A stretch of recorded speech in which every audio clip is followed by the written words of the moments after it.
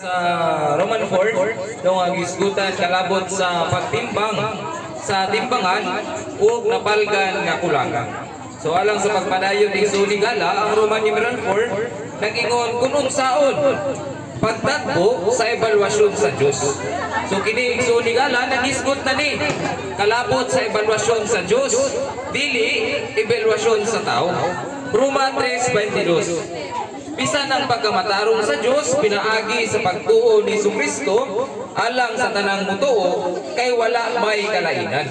So, sa pagtimbang, sumala sa tao nga anaa sa Diyos, sa Salmo 62, bisan ang taong taas o kubos nga kahimtang, sama ra o panlantaw sa atong Diyos.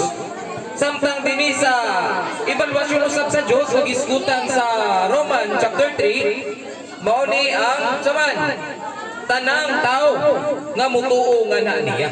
So as long as mutuo ta diha sa atong Ginoo ug Sunigala, mauni magdala nato nga ang pagkamatarong sa Dios maadaangan hinato. Pinaagi ni Kristo kay kita ning tuo man nga na sa Dios mga igsuon.